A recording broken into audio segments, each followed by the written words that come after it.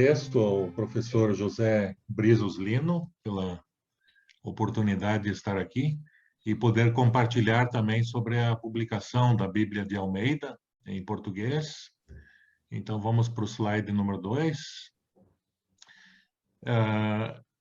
Surgiu a dúvida em mim sobre a publicação da Bíblia de Almeida somente em 2006. Até então, eu pensei que tudo estava definido nessa área, quando me foi solicitado escrever um artigo sobre o início da missão luterana na Índia. Eram 300 anos do início dessa missão, é a primeira missão protestante organizada em todo o mundo que ocorreu, né? E para realizar essa tarefa, eu li, então, a transliteração das cartas de Ziegenbalg, que foi o primeiro missionário. A gente tem que se dar conta, em alemão existem 3 alfabetos distintos. O alfabeto escrito em letras latinas, que é como o nosso em português, e daí há também o alfabeto cursivo, gótico, né? E há o gótico impresso. São 3 formas diferentes de alfabeto. Então, eu li essas únicas transliterações de cartas de missionários na Índia e isso me chamou muita atenção. Por favor, o slide 3. Então, ali eu me dei conta que, de fato, os missionários, quando chegaram na Índia, eles viram que a língua falada pelos habitantes da Índia era o português. Eles perceberam que a maioria falava português. Não era um português escolar, mas era um português aprendido de pai para filho. Muitos desses escravos ou ex-escravos eram descendentes de portugueses, e era a mesma situação que também Almeida passou na Batávia, que é a atual Java, né? Os missionários precisaram aprender português, bem como organizar também uma igreja desta fala. Aqui eu pus um mapa da expansão linguística portuguesa e a expansão colonial portuguesa também, onde aparece, então, a Índia, e ali no oriente da Índia está Coromandel, onde fica Tranquebar, e a proximidade que isso está da Batávia, né? A Batávia, então, mais à direita, era o centro da colonização holandesa, porque os holandeses tomaram conta desses territórios na tensão vinculada com a libertação da Holanda das mãos dos espanhóis. Era o período em que Portugal estava sob a coordenação espanhola, que se deu de 1580 a 1640. Então, nesse período também, os holandeses tomaram conta dessa região, e uma das questões que eles priorizaram foi uma expansão linguística. Por favor, o próximo. Então, desde o século XV, o português era a língua usada na maioria das regiões costeiras do globo. Ela não foi erradicada, por mais que os conquistadores holandeses tentassem. Foi somente no século XVIII que a Índia perdeu sua relevância no mundo português, passando essa relevância a ser ocupada pelo Brasil. Então, foi o período da descoberta de ouro no Brasil. Então, até fim do século XVII, a Índia era central na visão colonialista portuguesa, e a partir de então passou a ser o Brasil. Então, a próxima figura é uma pintura sobre Tranquebar. Tranquebar era um enclave ali na região do Coromandel, um enclave dinamarquês. Então, a gente não se dá conta, muitas vezes, da quantidade de nações que atuaram na Índia, né? E os dinamarqueses tiveram esse enclave, é ali que começa também essa missão, onde eles vão retomar o projeto de Almeida mais tarde. Então, a seguir, os missionários em Tranquebar, para catequizar, eles tiveram que aprender a língua do jeito que os descendentes falavam. e eles viram que não havia Antigo Testamento em português, e eles começaram, então, a traduzir o Antigo Testamento. Eles não tinham até então conhecimento de que Almeida havia quase completado essa tarefa de tradução do Antigo Testamento. Então, a primeira vez que é publicado o Antigo Testamento vai ser na Índia. Eu coloquei aqui algumas figuras que eu coletei lá em Halle, né, onde eu pude estar no pós-doutorado. Então, são pinturas feitas pelos próprios missionários. Aqui está um catequista malabar, né, que era um habitante dessa região, e do lado um soldado português. Então, só para a gente ver como essas questões culturais andavam lado a lado. Por favor, adiante. Então, foi nessa época que começou também, pela primeira vez, uma cooperação entre várias entidades com vistas à missão. Em 1709, um círculo de amigos da missão da Inglaterra começou a apoiar a missão dinamarquesa e também dos missionários de Halle, na Índia. Então, estão vendo, é o luteranismo da Dinamarca, é o luteranismo pietista de Halle, e os ingleses começaram a entrar aqui. Sociedade para a Promoção do Conhecimento Cristão, eles começam a apoiar também esse projeto, e eles ofereceram uma gráfica e enviaram também um impressor formado a Tranquebar. Então, eu, no artigo escrito que está na revista Ad Eternum, eu coloco lá quando eles começam também a atuar em Tranquebar, e o que é interessante é que da Inglaterra vêm recursos, eles oferecem uma gráfica inteira, e acontece que os franceses, então, tomam isso, piratas franceses na costa do Brasil, tomam isso de tal forma que demorou 2 anos a mais para essa gráfica poder chegar a Tranquebar. Então, adiante. Aqui outro sinal da influência portuguesa, né? Aqui é uma menina portuguesa na escola, e ali do lado, então, também um menino português, e embaixo um menino malabar também na escola e uma menina malabar na escola. Então, só colocando, há uma riqueza enorme de ilustrações lá no arquivo em Halle, na Alemanha, que retratam muito de como foi essa época, né, no começo do século XVIII, ali no sul da Índia. O Novo Testamento de Almeida, em maio de 1709, um dos missionários, o terceiro missionário que foi para a Índia, João Ernesto Grindler, ele comentou numa carta ao dirigente da missão lá em Halle, que era o Augusto Germano Frank, que o Novo Testamento de um pregador holandês, depois de muitos anos de trabalho, foi traduzido em português, mas que não estava publicado ainda. Ele está retratando, então, toda a tragédia que ocorreu com o trabalho de tradução e interpretação de Almeida, né? E esse missionário Grinder daí pergunta se eles em Halle não estão dispostos a publicar aquilo que aparentemente os holandeses não estão querendo fazer. Adiante. Então, eles vão começar também com traduções. Aqui tem uma pintura, né? Uma pintura mais acadêmica, de Benjamin Schultze, que foi o que traduziu, então, Salmos. Antes deles encontrarem, então, o manuscrito de tradução de Almeida, eles começam a traduzir o Pentateuco, traduzir os Salmos e outros textos também da Bíblia. Adiante.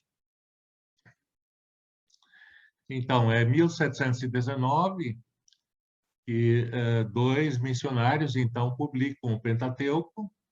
Em 21 sai essa publicação de Salmos, e a partir de 1719, Nicolau Daun recebe a incumbência de rever todo o Antigo Testamento. Daun era um dinamarquês, e aprendeu muito bem a língua portuguesa e que vai ter um papel de destaque depois na complementação da tradução da Bíblia de Almeida. Adiante. Então, aqui a capa, né? Eu pude copiar também, tinha que pagar a fotografia lá em Halle, eles não fazem xerox dos textos, e essa é a capa, então, do primeiro fascículo do Antigo Testamento. Eles vão publicar o Antigo Testamento em fascículos lá em Halle. Vai demorar 60 anos também até tudo isso aí ficar pronto. Adiante, por favor. Até que eles recebem também contato informando sobre o manuscrito de Almeida. O preparo da Bíblia em português melhorou muito quando os missionários de Tranquebar receberam o manuscrito da tradução do Antigo Testamento de Almeida. Em 25 de fevereiro de 1731, que Nicolaus Dal diz: se nossos antecessores tivessem esse manuscrito, os 5 livros de Moisés seriam bem diferentes. Adiante. Então, a Almeida teve um valor enorme também na complementação da Bíblia depois, né? A tradução de Almeida é para a língua portuguesa o que a Bíblia de Lutero foi para os alemães, o que a versão de King James foi para os ingleses e a Reina Valera para os espanhóis. Teófilo Braga comenta: essa tradução é a maior e mais importante documento para perceber o estado da língua portuguesa no século XVIII. Adiante.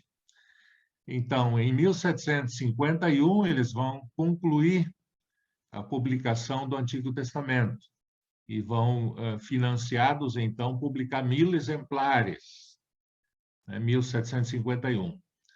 Então, até hoje, 2020, né, a informação que eu tenho, só a Sociedade Bíblica do Brasil publicou e distribuiu ao longo da sua história, que é de 1948 até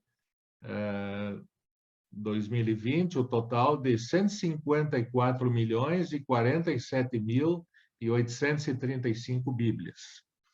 Então, a partir daí surgiu a hipótese que conduziu a pesquisa, então, feita no arquivo da Fundação de Halle.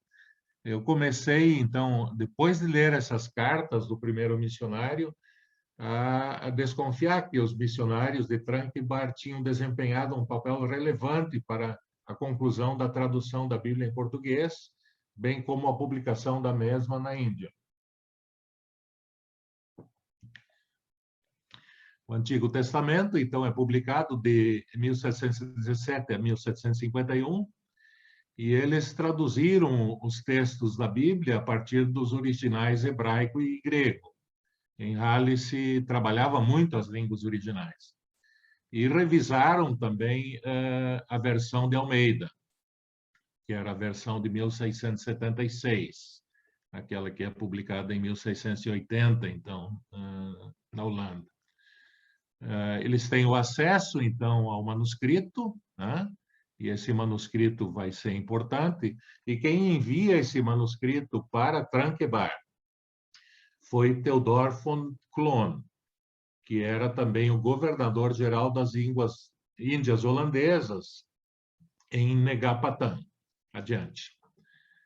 Então, aqui está uma foto, né, do mapa, ali em cima marcado Tranquebar, Tarangambadi, e logo abaixo Nagapatinam, né, que foi um lugar onde também Almeida esteve um tempo. Almeida andou por praticamente todos aqueles países ali no Oriente onde se falava português. Adiante. Então, o que os missionários aprenderam foi um português crioulo, porque não havia em Tranquebar ninguém que tivesse estudado português acadêmico. A única exceção era um sacerdote católico que aparecia a cada 4 ou 6 semanas lá em Tranquebar. Então, aí o grau de dificuldade. O que eles vão fazer é, através de um método comparativo, trabalhar, então, os textos. Eles vão ter esse manuscrito da Batávia, né, que é o manuscrito de Almeida, e eles vão comparar esse manuscrito com o latim, com o espanhol, com o francês, com o italiano, com o holandês, o português e muitas vezes também o inglês.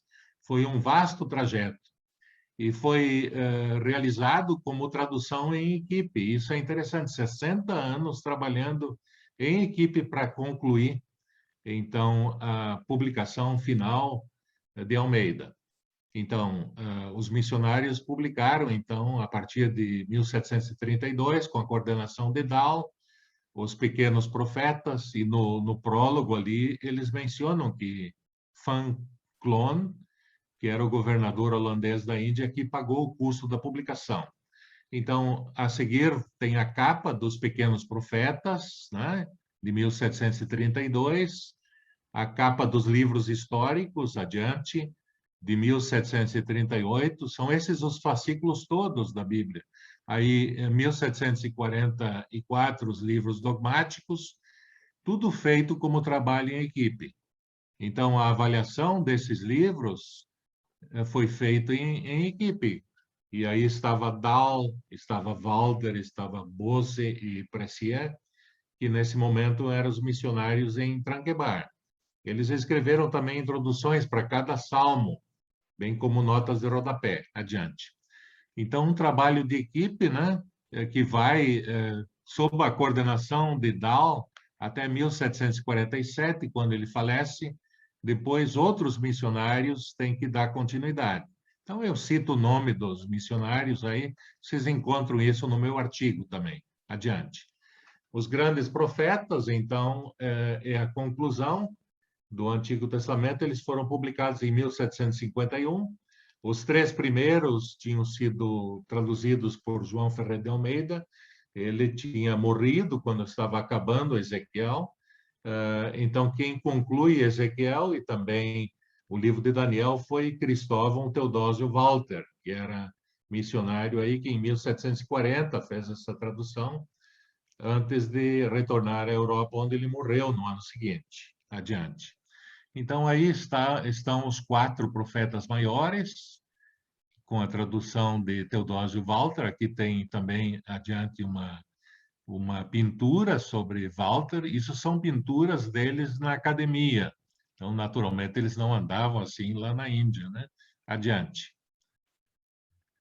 Então, há um vasto caminho das versões. Os relatórios enviados pelos missionários ao filho de Augusto Germano Frank, que era Gotthild Augusto Frank, mostram o caminho da tradução do hebraico e do grego, passando pelo latim, italiano, francês, espanhol, e até a versão final em português. Eu tenho várias fotografias onde aparecem essas línguas sendo mencionadas, ao se comentar a respeito de algum versículo. Adiante.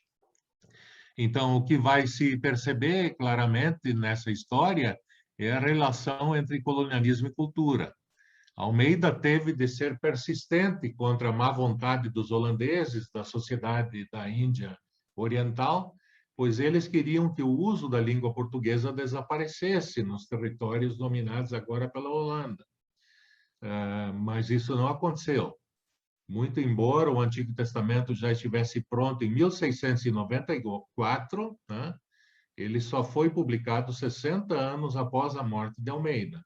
Isso mostra essa reação contrária da parte dos holandeses. Eu pus aqui a foto do primeiro pregador indiano, que também aparece ali, Arão, né? Ele teve que estudar lá junto com os missionários, e foram vários os pregadores nativos, então, que passaram a trabalhar a enculturação da Bíblia e também da pregação nessa região. Adiante. A missão foi executada com muita cooperação. Ela surgiu da cooperação entre o pietismo alemão e o dinamarquês, e também os reformados holandeses e os anglicanos ingleses. Eles também colaboraram lá na Índia com cristãos siríacos de Tomé, e dessa forma a Bíblia foi sendo liberta da ortodoxia reformada. A publicação em Tranquebar fez diminuir o tom de rivalidade da ortodoxia reformada da Batávia. Não eram mais os interesses políticos do governo holandês, submisso às determinações do Sínodo de Dordrecht, que davam o tom polêmico, né? Então, na Holanda surgiu uma Bíblia estatal, que era a Bíblia oficial da Holanda. Eu tive em mãos lá, quando estive visitando ex-alunos na Holanda. Então, 1637, até hoje é vendida essa Bíblia, né? E consta lá a tradução estatal da Bíblia. Então, o problema de Almeida foi que ele teve que adequar a tradução em português à linguagem holandesa que estava nessa Bíblia. Então, a elaboração da Bíblia teve que produzir uma cultura do conhecimento. Os missionários de Tranquebar desempenharam o papel de estudiosos da sociedade. O que eles fizeram não foi apenas parte da teologia ou missiologia, mas também pode ser descrito como construção de culturas e conhecimento. Tradução e distribuição da Bíblia tem a ver também com construção cultural. E a espiritualidade tem que ser vista nessa ótica. Os relatórios mostram o trabalho minucioso que eles fizeram. Tudo isso exigiu dedicação e esforço para guiar as pessoas da forma correta. Adiante. Então, há um papel hermenêutico, né? Os missionários de Halle, a trabalhar em Tranquebar, desempenharam um claro papel hermenêutico em relação ao elemento português na Índia. E eles promoveram a contextualização. Os missionários lançaram as pedras angulares para que a teologia evangélica se difundisse na língua e cultura portuguesas. Portanto, são essas pessoas que nos desafiam hoje também na nossa tarefa de contextualizar a palavra. E agora vamos passar algumas observações conclusivas. A primeira, os holandeses procuraram extinguir o uso do português nos seus domínios. Almeida precisou se submeter à harmonização à versão estatal holandesa de 1637. E isso gerou um atraso de 60 anos na publicação da Bíblia de Almeida, 60 anos após sua morte. A segunda observação, a tradução foi um sonho de longa duração.